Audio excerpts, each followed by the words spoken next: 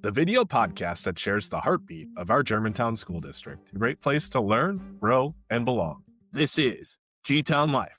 Germantown, welcome into another episode of GTown Life. Today, we are talking about the wide range of services supported by our Pupil Services team and a new layer of family support designed to help parents and families navigate special education with clarity and confidence. Today, I'm joined by Katie, our Pupil Services Director, and Kathy Meineke, who will get into more about her background and experiences as we jump in and how she's partnering with our district and really the families to support going forward. So Katie, first, for our families hearing the term for the first time, how would you explain Pupil Services in plain language, and what supports does our Germantown team provide? Pupil Services is really any additional services or support that a student might need so that they can access what's going on in the classroom. A large part of our department is special education. So with special education, that includes our speech and language therapists, occupational therapy, physical therapy. We have vision instruction, deaf and hard of hearing. That includes our special education assistants who provide a lot of support for our students. And specially designed Phy-Ed is another area that falls under special education. We also include our district nurse, all the services that are provided by our school psychologists and social workers, our multilanguage learner, which used to be called EL or English learner, our multilanguage learner teachers, they're also under Pupil Services. So we have services that range from our early childhood students all the way to our 18 and beyond students. It's really anything that helps provide support so that students can access what's going on in the classroom and be successful. A wide range of services to impact a lot of families, a lot of students, and very powerful work. So Katie, how does our Germantown Pupil Services team support students from early childhood all the way through high school, and how do those needs change over time? Like I mentioned, with early childhood, once a student is 3 years old, if they've been in birth to 3, for example, we transition them into potentially our early childhood program with an IEP. So they could attend our early childhood program and work on skills, adaptive skills, which could include buttoning up their jacket or zipping up their jacket, cleaning up after themselves, bathroom type skills, any daily skills that our youngest learners would be working on. It also includes, we have preschool speech, so speech and language services that happen at MacArthur, where families just bring their preschooler in for speech and language therapy. All the way now that we have 4K, we provide those services within our 4K classroom for a half-day 4K, all the way through for 18 and beyond students. In the elementary range, all the way to high school, we might have students that need support with just academics, or it could be that they have social and emotional or behavior goals within their IEP that staff is helping them make progress on. All of our IEP goals, whether it's our youngest learners all the way to our students who might be working on functional skills, they're really working on closing gaps within that regular ed curriculum and helping them access what's happening in the classroom so that we can close gaps and meet grade level standards. That can look different from student to student. It all really depends on their IEP. Also, just including the services that we have for Pupil Services, for example, like our nursing. We have students that have health plans that can look different when they're very young in elementary school through high school. Really, the goal for all of our students is to help them become as independent as possible within whatever grade level that they're in or developmental range. So we're really focusing on that as well, helping students become independent and successful in whatever area that they might struggle in. That can look very similar, actually, from our youngest learners all the way to high school, but it's very individual for our students and what they need. The students and families have different needs throughout their educational journey with us in Germantown. Can you introduce Kathy, the new program that is here, and how she is going to help families? We have had parent liaisons in the past in the Germantown School District. So some people might be familiar with that role, but really we want to provide a bridge between the district office, the district to families. And one of the ways that a family liaison can be helpful is somebody that can give that family or parent perspective, specifically around special education, when that is a new process for families. It's very unique and something they probably haven't experienced before. So having a parent who has some experience in that area could answer questions for them that they want that parent perspective, and they can get some information that helps with what the school is saying. Or in Kathy's role, she can also guide that to the right person. And we're going to work together to really help provide enhanced communication to families. I'm hoping she can help get a pulse on questions or things that families might need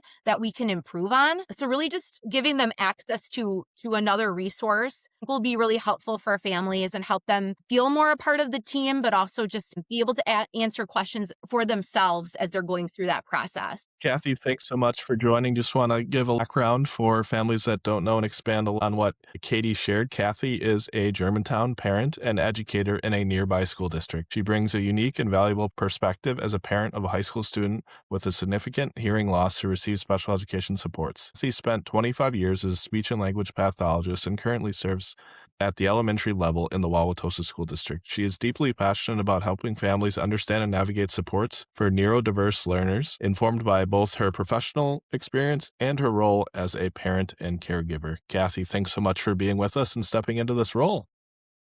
Sure. Thanks for having me. So, Kathy, when families first begin navigating special education, what tends to feel most overwhelming or unclear for them? One thing that can be really overwhelming is hearing for the first time that your child has a disability. That can definitely be overwhelming. It can be emotional for families. Sometimes it's just nice to have a friendly face to reach out to support you with that. Sometimes the paperwork involved with an IEP can be a little bit daunting. Some of the language that's used throughout that paperwork that I know our special educators work so hard on might need a little bit of clarifying. It can be a little bit confusing at times. And then sometimes parents just might not know what services are available and what their IEP program is going to look like for their child. And so I'm hoping to, be able to be a thought partner with other families to help them out with understanding some of those things that might be overwhelming. I agree with what Kathy is saying. It can be an overwhelming process. Also, just the evaluation process has a lot of timelines to it.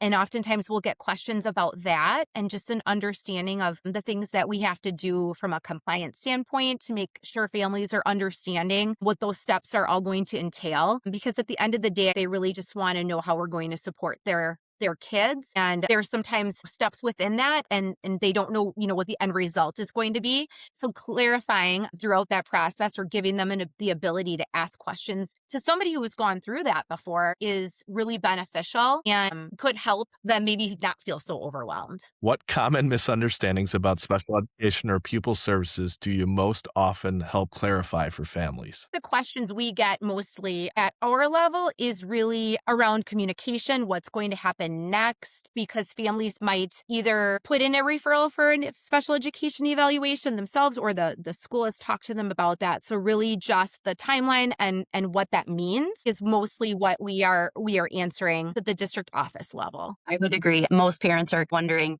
what is this going to look like now for my child? How is their day going to look a little bit different? There's going to be a whole slew maybe of new people, new teachers, new staff working with my child. And what is that going to look like? How will their day be a little bit different because of that? Katie, how does our Germantown team intentionally build trust with families so they feel heard, supported, and part of the decision-making process? That starts at just the classroom level and teachers being really intentional around communicating about student progress and where students are at. Our teachers work really hard to do that. Within the special education process, there are many times when we're asking parents for specific information. If it's the beginning of an evaluation, our school psychologists are having conversations with them and explaining some of the testing that we're going to be doing and some information gathering that we were going to ask from them. Along the way, even for just annual IEPs, we do have, we used to send out a paper form and ask for concerns for parents and ask them to bring it to the meeting, but we have since created a Google form so they can fill that out ahead of time. That allows staff to see some questions and things that they might have prior to the meeting and give that time to be able to discuss those things. But at any IEP meeting, staff will stop and make sure families are understanding, as it's sometimes not common language, as Kathy mentioned. It's concepts or ideas that maybe they haven't heard about before. So making sure that there's clarity along the way and making it really clear that they are the most important teammate of an IEP because they know their child the best. So they're part of the team. They are part of the decision making, and that it really is an individualized plan, and it's going to be there for their child and their specific needs. So along the way, just making sure that families are clear and asking questions and making sure that they understand what that's going to look like for their child. We're really trying to be intentional about that. Working in education, I find acronym overload and poor of me to not clarify for those following along that maybe do not know what an IEP is, but it's an individualized education plan. And I do find that I think in the pupil services special education world, it is heavy acronyms. Kathy, from your perspective, if families have questions, what do you want their first understanding of this parent liaison and your support to be? I want to offer up being a thought partner with them, somebody who can listen to what their questions are, what their wonders are, and just be in a supportive role for the things that they're now experiencing that are probably new and a little bit overwhelming, like we talked about before. So just happy to be in a position where I can be supportive and engaging with other families in the district. You mentioned this program did exist, but it had gone away for a little bit. So what prompted our district to introduce or reintroduce a parent-based family support role, and what need does it help address for our families? I've experienced having those parent liaisons in the past, being in the district as a principal with COVID, some things that were established then, returned back to school, and then there were things that didn't continue. So I think that was one of those. Right away when I became the Pupil Services Director, I knew that was something that we needed to reestablish. So it was reaching out to some of the building level administrators and getting feedback. Hey, do you know any parents that might be a good fit for this? Kathy's name came up. Ideally, we will expand and have a second parent at the elementary level. That was the hope. We had met this summer with another parent, but really we want to just get started so that that person is there for families and in the future have somebody at the elementary level. If you have an elementary student, there's that person as well. It's really just a need for communication, and that parent perspective is really important when you're, for the first time, like Kathy said, you might be hearing that your child might have some struggles and they may have a disability. That's a lot to take on. It really helps to have a fellow parent to be able to either talk to, like she said, to be a thought partner, or to ask questions as they're going through it so that they know maybe what to ask, or they know what this process or what it could like for their child, because we really do want to make sure that it's a partnership. So this just is really important to offer this layer of communication for our families. How can families use this parent navigator support? And what would you say to families who may be unsure if it's right for them or hesitant to reach out? Families can reach out to me in whatever means is easiest for them. I'm happy to connect with families in any way that is easiest for them and just to support them with whatever they need.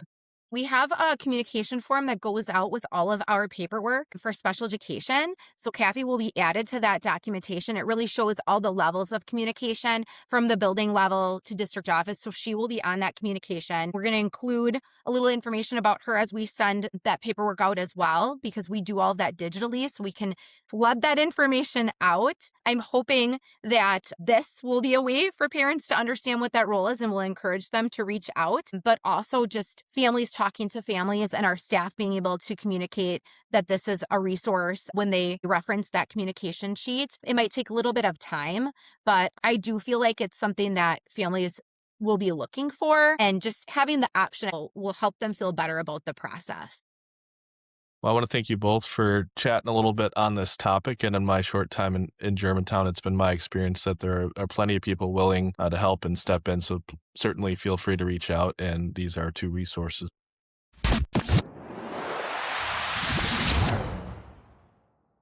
Read aloud or independent reading? Independent reading. Read aloud. That's the fourth grade teacher in me. A morning learning block or end of the day learning time? Learning block. Morning learning block for sure. A little more productive in the morning. Paper notebook or digital tablet? Paper notebook. I'm showing my age. Paper notebook for me too. Yeah. Hot dog or brat? Brat, please. Brat every time. Cozy learning spot or desk table setup? Cozy learning spot.